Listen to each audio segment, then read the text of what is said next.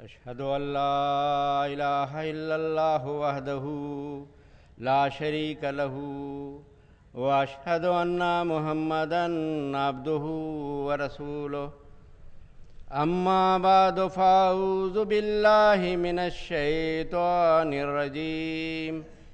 بسم الله الرحمن الرحيم الحمد لله رب العالمين الرحمن الرحيم مالك يوم الدين إياك نعبد وإياك نستعين اهدنا الصراط المستقيم صراط الذين أنعمت عليهم غير المغضوب عليهم ولا الضالين۔ احباب کرام، دنیا میں ہم دیکھتے ہیں کہ مختلف تنظیموں، سیاسی و غیر سیاسی پارٹیوں اور حکومتوں کی طرف سے بڑے بڑے پروگرام، جلسے جلوس اور کانفرنسوں کا انعقاد ہوتا رہتا ہے، صوبائی سطح پر بھی اور ملکی سطح پر بھی اور بعض بین الاقوامی سطح پر بھی منعقد ہوتے ہیں، اور بڑی شہرت اور بڑا چرچا اور بڑا اثر ان کا ہوتا ہے۔ لیکن کسی ایک بھی ایسے پروگرام کرنے والی انتظامیہ کی طرف سے آپ نے کبھی یہ نہیں سنا ہوگا کہ ان کی طرف سے یہ اعلان ہو کہ ہم یہ پروگرام، یہ جلسہ، یہ کانفرنس خدا کے حکم سے کر رہے ہیں۔ صرف جماعت احمدیہ کا یہ جلسہ سالانہ وہ واحد پروگرام ہے جس کی بنیاد رکھنے والے بانی جماعت احمدیہ حضرت مرزا غلام احمد قادیانی علیہ السلام نے آج سے 122 سال پہلے یہ اعلان فرمایا تھا کہ اس جلسے کو معمولی جلسوں کی طرح خیال نہ کریں، اس جلسے کو معمولی انسانی جلسوں کی طرح خیال نہ کریں۔ اس سلسلے کی بنیادی اینٹ خدا تعالیٰ نے اپنے ہاتھ سے رکھی ہے اور اس کے لیے قومیں تیار کی ہیں جو عنقریب اس میں آ ملیں گی، کیونکہ یہ اس قادر کا فعل ہے جس کے آگے کوئی بات انہونی نہیں۔ مجموعہ اشتہارات جلد اول صفحہ 341۔ بس سب سے اہم اور بنیادی بات اس جلسے کی یہ ہے کہ یہ کسی انسان کی اپنی ذاتی تجویز نہیں ہے، بلکہ خدا کی منشا سے اس کا قیام عمل میں آیا ہے، اور اللہ تعالیٰ کی طرف سے تائید و نصرت اس جلسے کو حاصل ہے۔ چنانچہ یہی وجہ ہے کہ جو جلسہ 1891 میں قادیان دارالامان میں صرف 75 افراد کی شرکت سے شروع ہوا تھا، آج اس جلسے میں دنیا کی قومیں شامل ہو رہی ہیں، اور دنیا کے ہر ملک میں جہاں جماعت احمدیہ کے افراد کی ایک معقول تعداد موجود ہو، وہاں پر جلسہ سالانہ منعقد ہو رہے ہیں۔ اس لحاظ سے اس جلسے نے اب عالمگیر حیثیت اختیار کر لی ہے، اور قادیان چونکہ بانی جماعت احمدیہ حضرت مرزا غلام احمد قادیانی مسیح موعود و مہدی موعود علیہ السلام کی جائے پیدائش، اور پھر آپ نے یہاں سے دعویٰ فرمایا، اور پھر آپ کے آخری قیامگاہ کا یہ بابرکت مقام ہے اور بستی ہے، اور خلافت کے قیام کی شروعات بھی اس مقدس بستی سے ہوئی تھی۔ اس لحاظ سے یہ مقام قادیان دارالامان مرکزی حیثیت رکھتا ہے، اس لیے اس جلسے کی اپنی ایک الگ شان اور پہچان ہے، اور دنیا بھر سے اس جلسے میں بھی مختلف ملکوں کے نمائندے اور قوموں کے نمائندے شامل ہوتے ہیں۔ چنانچہ اس جلسہ سالانہ میں بھی اب تک کی رجسٹریشن کے مطابق 33 ممالک کے نمائندگان بفضل تعالیٰ اس جلسے میں شامل ہیں، اور اسی خصوصیت کی وجہ سے ہمارے پیارے امام عالی مقام سیدنا حضرت خلیفۃ المسیح الخامس ایدہ اللہ تعالیٰ بنصر العزیز اس جلسے سے لندن سے براہ راست خطاب فرماتے ہیں، اور اس طرح ساری دنیا میں جو ہے وہ حاضرین گویا کہ ساری دنیا کے شامل ہوتے ہیں۔ اس طرح یہ جلسہ بین الاقوامی اور عالمگیر حیثیت کا حامل ہو جاتا ہے۔ اس لحاظ سے ہم سب جو اس جلسے میں شریک ہیں بہت ہی خوش قسمت ہیں جو اس للہ جلسے کی برکات سے مستفیض ہونے کے لیے یہاں پر جمع ہوئے ہیں۔ بس ہم سب پر لازم ہے کہ حضرت مسیح موعود علیہ الصلاۃ والسلام نے جن بابرکت اغراض و مقاصد کے پیش نظر اس جلسے کا قیام فرمایا تھا، اس جلسے کی شروعات فرمائی تھی، ان کو ہر وقت پیش نظر رکھیں۔ ان میں سے چند ایک کا ذکر سیدنا حضرت اقدس مسیح موعود علیہ الصلاۃ والسلام کے مبارک ارشادات کی روشنی میں، اور پھر اس کے بعد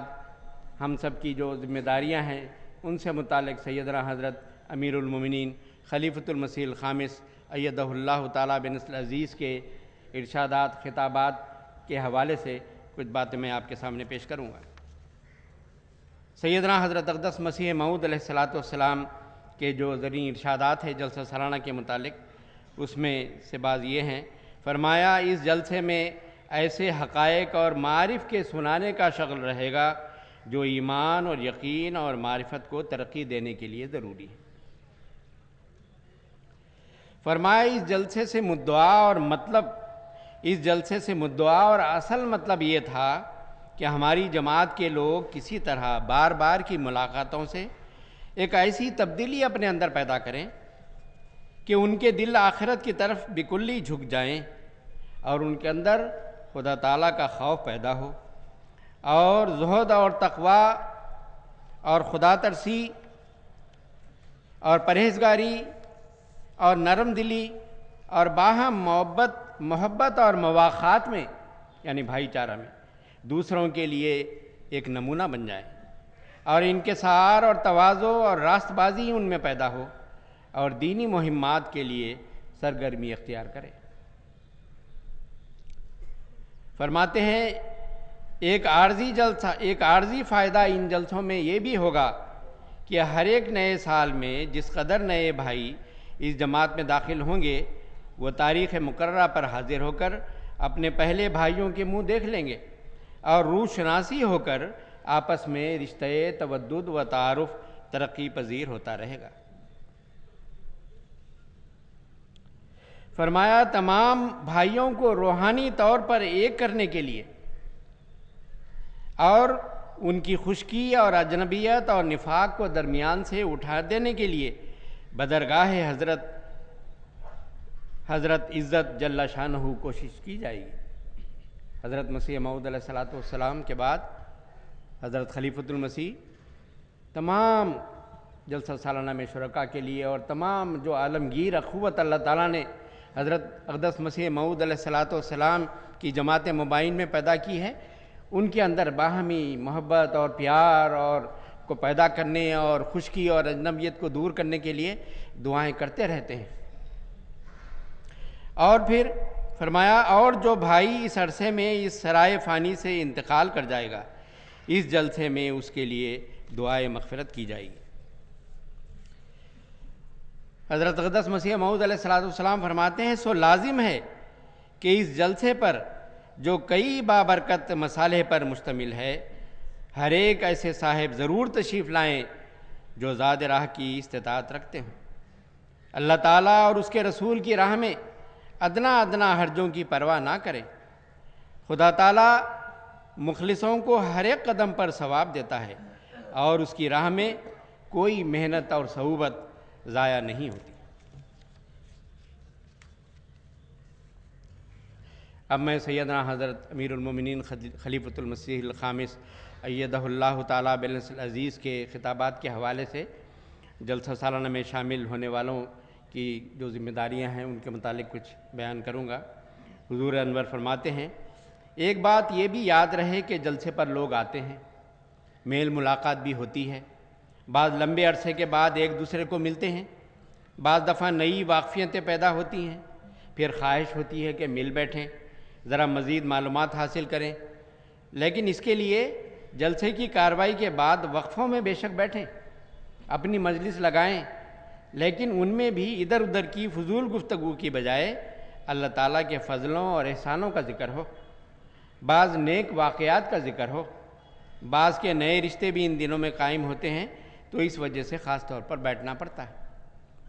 فرمایا عورتوں کو خاص طور پر توجہ دینی چاہیے کہ صرف وقفے کے دوران باتیں کریں، اور چاہے وہ اجتماعی قیام گاہیں ہیں یا وقفہ ہے یا گھروں میں ہے، تو پھر وہاں بھی باتیں ایک حد تک ہونی چاہیے۔ بعض دفعہ لوگ ساری رات جاگتے ہیں، پھر صبح کی نماز بھی ضائع ہو جاتی ہے۔ بس اتنا نہ جاگیں کہ رات کو نوافل اور فجر کی نماز ضائع ہو جائے، بلکہ خاص اہتمام سے گھروں میں بھی اور جہاں بھی ٹھہرے ہوئے ہیں تہجد کا اہتمام ہونا چاہیے، تبھی روحانی ماحول سے فائدہ اٹھایا جا سکتا ہے۔ عورتوں کو خاص طور پر اس امر کی طرف بھی توجہ دلانا چاہتا ہوں، جیسا کہ حضرت مسیح موعود علیہ السلام نے فرمایا ہے کہ یہ جلسہ کوئی دنیاوی میلہ نہیں ہے، اس لیے اس میں شامل ہونے والے کی نظر اس بات پر مرکوز ہونی چاہیے کہ ہم نے اپنے روحانی، اخلاقی اور علمی معیاروں کو بلند کرنا ہے، اس میں ترقی کرنی ہے اور اس ماحول سے خاطر خواہ فائدہ اٹھانا ہے۔ جب یہ سوچ ہوگی تو وہ خواتین بھی جو اپنے لباس اور زیوروں کی نمائش کر رہی ہوتی ہیں وہ بھی سادہ لباس میں آئیں گی، یا اس سوچ کے ساتھ آئیں گی کہ اصل مقصد ہمارا جلسہ سننا ہے۔ بس یہ سوچ رکھنی چاہیے، اور لباس مناسب اور ڈھکے ہوئے ہونے چاہیے۔ بعض کے لباس کے بارے میں شکایات آتی ہیں کہ ایسے ہوتے ہیں جس سے کسی طرح بھی کسی احمدی عورت کا تقدس ظاہر نہیں ہو رہا ہوتا۔ بس لباس وہ ہو جو زینت کو چھپانے والا ہو، اور اس کے لیے اللہ تعالیٰ نے رہنمائی فرما دی کہ تقویٰ پر چلتے ہوئے جو لباس تم زیب تن کرو گے وہی تمہاری زینت چھپانے والا لباس ہے۔ اسی طرح مردوں اور عورتوں کو یہ بھی حکم بھی ہے کہ وہ غض بصر سے کام لیں، یعنی نظریں نیچی رکھیں، راستہ چلتے ہوئے بلا وجہ ادھر ادھر نہ دیکھیں، نظریں نہ دوڑائیں۔ یہ بھی انتہائی ضروری چیز ہے۔ اس ماحول میں بعض سڑکوں پر عورتیں اور مرد اکٹھے چل رہے ہوتے ہیں، وہاں اس بات کا خیال رکھنا چاہیے۔ ماحول کے تقدس کے لیے بہت ضروری ہے، اپنے اخلاق کے لیے بہت ضروری ہے،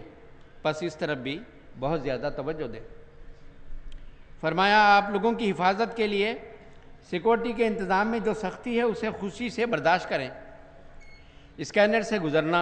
اور سامان چیک کروانا انتہائی ضروری ہے، اور خود اس کے لیے پیش کرنا چاہیے۔ اگر کبھی غلطی سے کسی کی نظر سے اوجھل بھی ہو گئے ہیں تب بھی خود پیش ہوں کہ ہمیں چیک کرو۔ یہ نہ سمجھیں کہ ایک دفعہ چیک کر لیا، بعض دفعہ یہ بھی ہوتا ہے کہ باہر چلے گئے دوبارہ اندر آ گئے تو دوسری دفعہ چیکنگ کی ضرورت نہیں۔ جتنی مرتبہ بھی باہر جائیں گے جب بھی اندر آنا ہوگا چیکنگ ہوگی، اور چیکنگ کرنے والوں کا بھی کام ہے، چاہے بے شک واقف کار بھی ہوں، ان کے چیکنگ کرنی ہے۔ اس لیے اس بات پر کبھی مہمانوں کو یا شامل ہونے والوں کو چڑھنا نہیں چاہیے، لیکن مردوں اور عورتوں کی طرف جن کارکنان یا کارکنات کی اسکینرز پر ڈیوٹی ہے، چیکنگ پر ڈیوٹی ہے، ان سے بھی میں کہنا چاہتا ہوں کہ چیک تو ضرور کریں، لیکن یہ بھی کوشش کریں کہ تمام احتیاطوں کے ساتھ جتنی جلدی چیکنگ ہو سکتی ہے ہو جائے، تاکہ لوگوں کو زیادہ تکلیف کا سامنا نہ کرنا پڑے، اور جلسہ بھی وقت پر شروع ہو اور وقت پر پنڈال میں داخل ہو جائیں، مارکی میں آ جائیں۔ کسی بھی ڈیوٹی کو جہاں کسی کی لگائی گئی ہے، کارکنان خاص طور پر ملحوظ رکھیں اس بات کو، کسی بھی ڈیوٹی کو جہاں بھی کسی کی لگائی گئی ہے معمولی نہ سمجھیں، خاص طور پر سیکورٹی والے۔ شرارتی عنصر کوئی بھی شرارت کر سکتا ہے اور کسی سے کوئی بعید نہیں، اس لیے صرف ڈیوٹی دینے والے ہی نہیں بلکہ جلسے میں سب شامل ہونے والے جو ہیں اپنے ماحول پر نظر رکھیں۔ حضور انور فرماتے ہیں صفائی کا خاص خیال رکھیں، اپنے گند بھی ادھر ادھر نہ پھینکیں، بلکہ اگر کہیں کاغذ یا ڈسپوزیبل گلاس، پلیٹیں یا کوئی چیز پڑی ہوئی دیکھیں تو اس کو بھی فوری طور پر ڈسٹ بن میں ڈال دیں۔ اسی طرح غسل خانوں کی صفائی کا کام ہے، اس کا بھی خاص اہتمام کریں۔ کارکن تو یہ صفائی کرتے ہی ہیں، اور جو اس ڈیوٹی پر متعین ہیں اللہ تعالیٰ کے فضل سے بے لوث ہو کر، مرد ہوں عورتیں ہوں، وہ اپنا یہ کام کر رہی ہیں، لیکن مہمان بھی اس بات کا خیال رکھیں کہ غسل خانوں میں، ٹوائلٹس میں خاص صفائی ہونی چاہیے۔ فرمایا ایک دوسرے سے ملو تو مسکراتے ہوئے ملو، اگر کوئی رنجشیں تھیں تو ان 3 دنوں میں اپنی مسکراہٹوں سے انہیں ختم کر دو۔ دوسری بات یہ کہ نیکیوں کو پھیلاؤ، نیکیوں کی تلقین اور بری باتوں سے روکو۔ مہمانوں کی عزت و احترام اور خدمت کو اپنا شعار بنائیں۔ کارکنان خاص طور پر ان کو مخاطب کر کے فرماتے ہیں مہمانوں کی عزت اور احترام اور خدمت کو اپنا شعار بنائیں اور محبت، خلوص اور ایثار و قربانی کے جذبے سے ان کی بے لوث خدمت کریں۔ مہمانوں کو بھی یہ امر مد نظر رکھنا چاہیے کہ یہ سارا عارضی انتظام ہوتا ہے۔ جتنے بھی قیام گاہیں ہیں، بعض تو جو ہے وہ پختہ قیام گاہیں ہیں، لیکن بعض جو ہے وہ بعض اسکول اور کالج جو ہے وہ لیے گئے ہیں عاریتاً، بعض جو شادی خانے ہیں وہ بک کرائے گئے ہیں، مہمان کثرت سے آ رہے ہیں، اگرچہ کہ تھوڑے سے دوری پر واقع ہیں، لیکن اتنے یہاں اپنے قرب جوار میں قریب میں اتنے پختہ قیام گاہیں نہیں ہیں، جس کی وجہ سے باہر ذرا دور بھی جو ہے وہ ٹھہرانا پڑتا ہے۔ تو مہمانوں کو بھی یہ مد نظر رکھنا چاہیے کہ سارا عارضی انتظام ہوتا ہے۔ کارکنان بڑی محنت سے خدمت بجا لاتے ہیں، لیکن اگر بعض جگہ کہیں کمی یا کوئی خامی رہ جائے تو اس کو برداشت کرنا چاہیے۔ مہمان بھی اگر کہیں کوتاہی دیکھیں تو نرمی سے توجہ دلا دیں، کسی قسم کا غصہ کرنے کی ضرورت نہیں۔ اتنے وسیع انتظامات ہوتے ہیں، تھوڑی بہت کمیاں رہ جاتی ہیں، وہ برداشت کرنی چاہیے اور صرف نظر کرنا چاہیے، اور غصے کو دبانے کا بھی ایک ثواب ہوتا ہے۔ حضور انور فرماتے ہیں جلسے کا ایک بہت بڑا مقصد، جس طرح کہ سیدنا حضرت اقدس مسیح موعود علیہ السلام کے ارشادات کے حوالے سے میں نے سنایا ہے،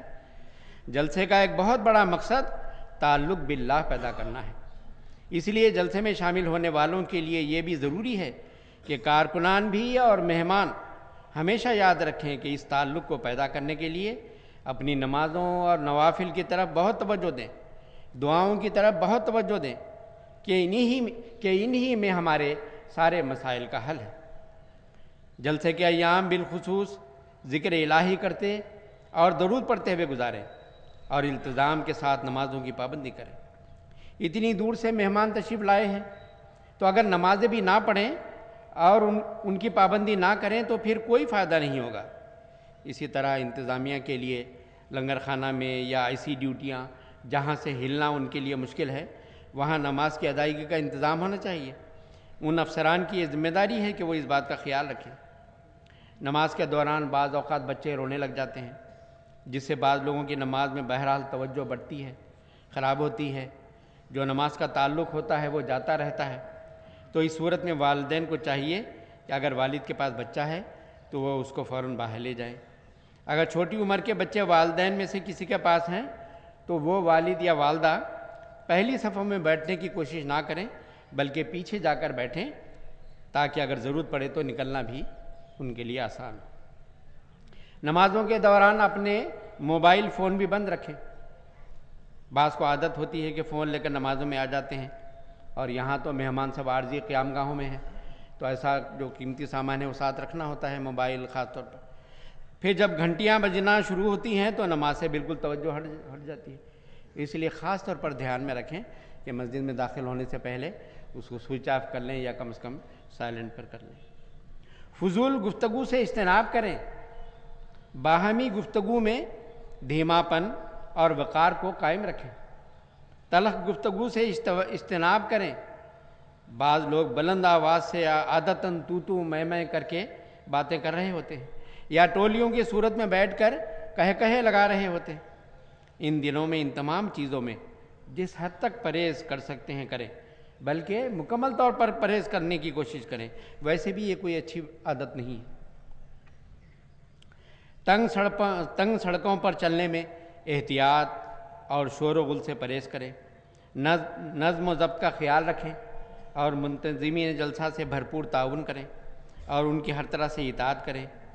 سیاسی گفتگو سے احتراز کریں۔ ویسے بھی یہ ایام ذکر الہی اور ایمان افروز واقعات سنانے میں گزارنے چاہیے۔ فرمایا ان دنوں میں بعض دفعہ کھانے کا بہت ضیاع ہوتا ہے۔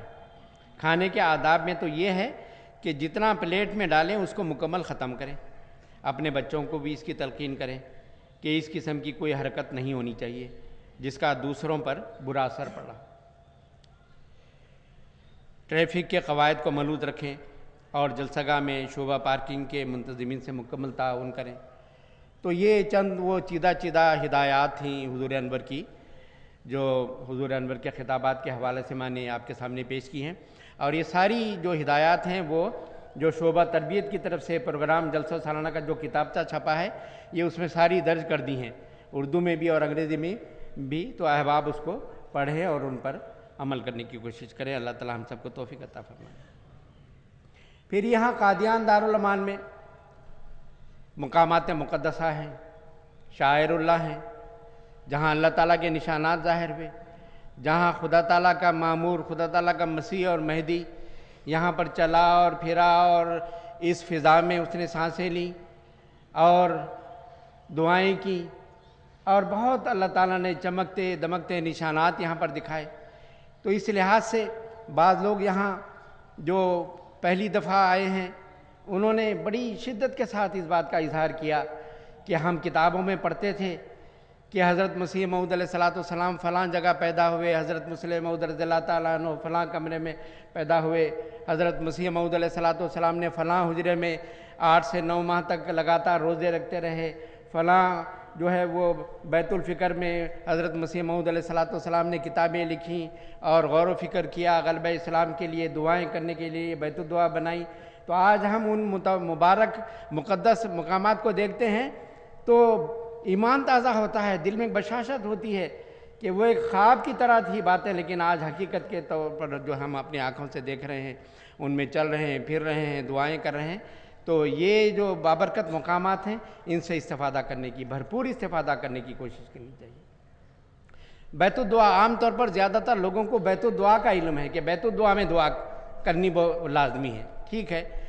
جیسا کہ میں نے بتایا ہے کہ سن 1903 میں حضرت اقدس مسیح موعود علیہ السلام نے خاص طور پر غلبہ اسلام کے لیے اللہ تعالیٰ کے حضور گریہ افزاری کرنے، دعائیں کرنے کے لیے وہ بیت الدعا، وہ حجرہ چھوٹا سا جو ہے نا وہ تعمیر کروایا۔ لیکن اس کے علاوہ اور بھی بہت سی جگہیں ہیں، وہ جس دالان میں سے ہو کر اوپر چڑھتے ہیں بیت الدعا میں، وہ دالان بھی بڑا بابرکت ہے۔ حضرت مسیح موعود علیہ السلام اس میں قیام فرما رہے، جو دالان حضرت اماں جان کہلاتا ہے، اس کے ساتھ ہی بیت الفکر ہے، اور بیت الفکر اور اس کے ساتھ ہے جو حصہ ہے مسجد مبارک کا پرانا حصہ، وہ بیت الذکر کہلاتا ہے۔ الہام الہی میں حضرت اللہ تعالیٰ نے حضرت مسیح موعود علیہ السلام کو جو الہام فرمایا کہ ہم نے تجھے بیت الفکر اور بیت الذکر عطا کیا ہے، اور ہر طرح کی سہولت ہم نے تجھ کو عطا کی ہے، اور فرمایا کہ جو بھی حسن نیت کے ساتھ اور خالص عبادت کی غرض سے اس بیت الذکر میں داخل ہوگا تو وہ برے انجام سے امن میں آ جائے گا۔ تو کیسی کیسی بشارتیں ہیں۔ تو اس لحاظ سے جہاں آپ بیت الدعا کے انتظار میں لائن میں، اور پچھلے سالوں تک جو ہے وہ لائن وہ نیچے دفتر محاسب تک، گلشن احمد تک جو ہے وہ لگی رہتی تھی، وہ بڑا معیوب لگتا تھا کہ لوگ جو ہے وہ بیت الدعا کے انتظار میں ہیں، اور وہ پھر آپس میں باتیں ہو رہی ہیں، دنیاوی باتیں بھی ہو رہی ہیں، اور باری باری کھسکتے جا رہے ہیں، تو بڑا عجیب لگتا تھا۔ حضور انور کی خدمت میں پیش کیا گیا یہ معاملہ کہ بڑا عجیب لگتا ہے کہ کیا یہ مناسب نہیں کہ مسجد مبارک ہی میں ان کو صف در صف بٹھایا جائے اور وہیں پر انتظار کریں، وہیں پر ذکر الہی بھی کریں، اور دیکھیں کہ باری ہماری ابھی دیر ہے، وہیں پر نوافل بھی پڑھتے رہے۔ تو حضور نے فرمایا یہ تجویز ٹھیک ہے، اسی طرح اس پر عمل کروائیں۔ تو چنانچہ اب آپ دیکھ رہے ہیں کہ نیچے جو وہ لائن لگا کرتی تھی وہ لائن اب نہیں لگ رہی ہے، بلکہ مسجد مبارک ہی میں صفوں میں بیٹھیں، پرانے حصے میں نفل ادا کریں، پھر سامنے وہ جو عظیم الشان کشف والا کمرہ ہے، چھوٹا سا حجرہ مشرقی جانب، جس میں سرخی کے چھینٹوں والے کشف کے نام سے مشہور ہے، اس میں دعائیں کریں۔ پھر بیت الفکر میں دالان اماں جان میں، اور پھر اس کے آگے جو لفٹ کی طرف جو ایک حجرہ ہے بیت الریاضت اس کا نام ہے، اس میں آپ دعائیں کریں، جہاں حضرت مسیح موعود علیہ السلام نے 9 ماہ تک جو ہے مسلسل روزے رکھے۔ تو یہ مبارک اور بابرکت جگہ ہیں، جتنا زیادہ سے زیادہ آپ کو ٹائم ملے اس میں دعائیں کریں، ذکر الہی کریں، اور اللہ تعالیٰ کے حضور غلبہ اسلام کے لیے، اپنے پیارے امام کے لیے، اور پھر اپنے لیے، اپنے خاندان کے لیے، عالم احمدیت کے لیے یہ دعاؤں کے دن ہیں، بہت زیادہ ان سے فائدہ اٹھانا چاہیے۔ پھر مزار مبارک حضرت اقدس مسیح موعود علیہ السلام ہے کہ وہاں جا کر ایک انسان کی عجیب روحانی کیفیت ہوتی ہے کہ یہاں وہ عظیم الشان وجود دفن ہے، اس کی روح یہاں پر آرام کر رہی ہے، کہ جس کے لیے قومیں جو ہے وہ ترسی رہی ہیں، اور حضرت اقدس محمد مصطفیٰ صلی اللہ علیہ وسلم کا عاشق صادق اور ذل اور بروز کامل جس نے اسلام کی سربلندی کے لیے اپنی ساری زندگی جو ہے وہ داؤ پر لگا دی، وہ یہاں پر آرام کر رہا ہے اس کی روح، تو وہاں پر جائیں، حضرت اقدس محمد مصطفیٰ صلی اللہ علیہ وسلم کا سلام پہنچائیں، اور سورہ فاتحہ کے بعد درود شریف پڑھیں، اور پھر جتنی دعائیں آپ کو قرآن کریم کی اور احادیث کی یاد ہیں وہ پڑھیں، اور پھر غلبہ اسلام کے لیے، اپنے لیے اور سب کے لیے جو ہے وہ دعائیں کریں۔ بعض لوگ اصرار کرتے ہیں کہ ہمیں جو ہے وہ دروازہ بند رکھا جاتا ہے، اندر نہیں جانے دیا جاتا، اندر دروازہ کھول دیں تاکہ ہم قریب سے جو ہے وہ دعا کریں تو ہمارے دل کو تسلی ہو۔ تو میں اس بارے میں عرض کرنا چاہتا ہوں کہ یہ حضور انور کے خدمت میں کئی دفعہ یہ معاملہ مختلف طریقوں سے پیش کیا گیا، اور کئی دوستوں کی درخواستیں بھی پہنچی کہ اندر وہ کھولنا چاہیے، اندر یا کوئی ایسی صورت بنا دی جائے، تو بہت ساری حکمتوں اور مصلحتوں کے پیش نظر یہ ممکن نہیں ہے کہ دروازہ کھولا جائے۔ اور ہم سارا سال یہ نہیں کے لیے کہ آپ کے جلسے کے لیے صرف ہم نے تالا لگا کر رکھا ہے، بلکہ سارا سال ہم باہر سے دعائیں کرتے ہیں، اور وہ جالی کے پاس، وہ گرل کے پاس کھڑے ہو کر مزار مبارک نظر آ رہا ہوتا ہے۔ یہی ہوتا ہے کہ تھوڑا سا مزار مبارک کی بھی جھلک نظر آ جائے تو جو ہے وہ دل کو تسلی ہوتی ہے۔ تو بہرحال اس بارے میں اصرار نہیں کرنا چاہیے، باہر کھڑے ہو کر جو ہے وہ آپ دعائیں کرتے رہیں۔ آخر پر حضرت اقدس مسیح موعود علیہ السلام کی دعاؤں پر ان گزارشات کو ختم کرتا ہوں جو حضور علیہ السلام نے جلسہ سالانہ میں شامل ہونے والوں کے لیے کی ہیں، جو ہمارے لیے عبدالآباد تک جلسہ سالانہ میں شریک ہونے والوں کے لیے ایسا خزانہ ہے، ایسا سرمایہ ہے کہ ایک ایک لفظ پر غور کریں تو دین و دنیا کی حسنات ہمارے لیے جمع کر دی۔ اللہ تعالیٰ حضرت اقدس مسیح موعود علیہ السلام کی دعاؤں کو ہمارے حق میں قبول فرمائے، اس کے لیے خاص طور پر دعا کرنی چاہیے۔ میں کہتا ہوں کہ یہی دعا آپ بار بار پڑھیں، اور یہی صرف دعا کریں کہ اے اللہ حضرت اقدس مسیح موعود علیہ السلام کی یہ دعائیں ہمارے حق میں قبول فرما لے، تو اور کسی دعا کی ضرورت باقی نہیں رہتی، ساری ہی دعائیں اس میں آ جاتی ہیں۔ فرماتے ہیں اللہ تعالیٰ کے حضور ہر ایک صاحب جو اس للہ جلسے کے لیے سفر اختیار کریں، خدا تعالیٰ ان کے ساتھ ہو اور ان کو اجر عظیم بخشے اور ان پر رحم کرے، اور ان کی مشکلات اور اضطراب کے حالات ان پر آسان کر دے، اور ان کے ہم و غم دور فرما دے، اور ان کو ہر ایک تکلیف سے مخلصی عنایت کرے، اور ان کی مرادات کی راہیں ان پر کھول دے، اور روز آخرت میں اپنے ان بندوں کے ساتھ ان کو اٹھاوے جن پر اس کا فضل و رحم ہے، اور تا اختتام سفر ان کے بعد ان کا خلیفہ ہو۔ اے خدا، اے ذو المجد والعطا اور رحیم اور مشکل کشا، یہ تمام دعائیں قبول کر اور ہمیں ہمارے مخالفوں پر روشن نشانوں کے ساتھ غلبہ عطا فرما کہ ہر ایک قوت و طاقت تجھی کو ہے۔ آمین ثم آمین۔ آئیے اب ہم دعا کر لیتے ہیں، دعا کر لیں۔